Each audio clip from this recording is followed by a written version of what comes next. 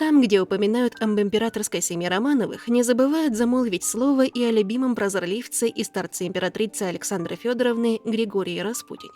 Думаю, это происходит потому, что их судьбы, имена и характеры были неразрывно связаны с самим провидением. Выходец из тобольских земель Григорий Новых тут же смекнул, как можно прожить и прославиться в Петербурге.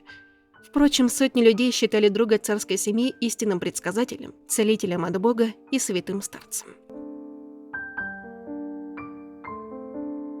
Я задумалась. Если Гришка Распутин, как презрительно именовали его аристократы, действительно был всего лишь манипулятором и самозванным лекарем-пророком, то как относиться к его предсказаниям о судьбах царского семейства и всей России? Ведь многие из высказываний неординарного исторического лица уже сбылись. Да, Распутин всегда выражался иносказательно и запутанно, но его духовные чада склонны были усмотреть в них определенные неминуемые события. Давайте попробуем разобраться в его громких пророчествах, которые сама императрица, например, воспринимала как незыблемую истину.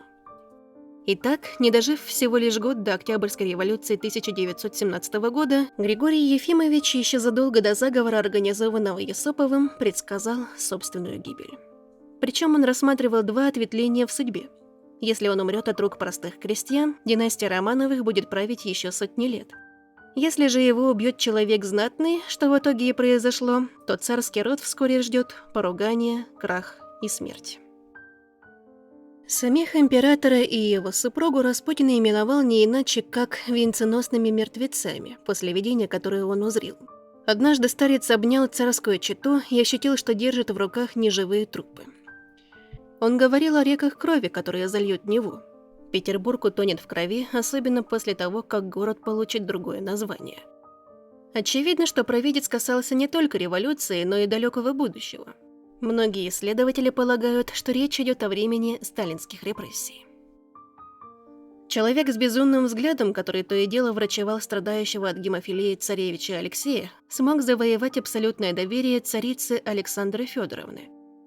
Он часто пугал матушку-царицу, утверждая, что православие уже не то, и благодать отходит от русского народа. Наступит время, когда враг поглотит землю, а люди утонут в крови. Россию и мир настигнут три змеи, которые нужно будет одолеть.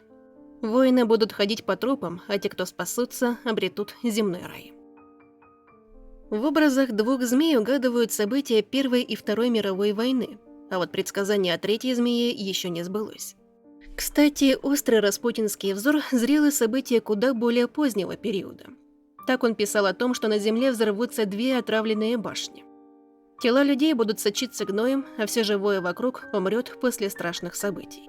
Предполагают, что речь идет о Чернобыльской катастрофе 1986 года и радиационной аварии на японской Фукусиме-1 в 2011 году.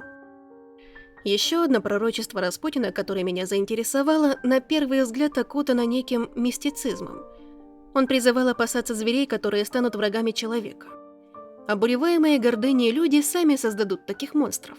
Невиданных животных, птиц и насекомых, которых невозможно одолеть. И в этих громких словах есть доля правды, ведь биологические эксперименты ведутся не один десяток лет. Ученые создают и клонируют живых существ, обладающих нужными качествами.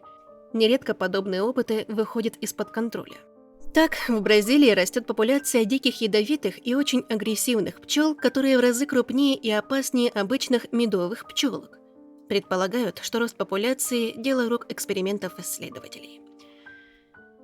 Далеко не все пророческие мысли великого прозорливца и эпатажного духовного наставника царской семьи нам понятны и уже исполнились. Кто знает, может быть, оставшиеся события в списке распутинских исторических вех России еще впереди, а проклятие, наложенное на всю матушку Русь с гибелью Романовых, наконец утратило свою силу. Если вам понравилось, не забудьте поставить лайк, подписаться на канал Загадки Истории и нажать на колокольчик, чтобы не пропустить новые видео.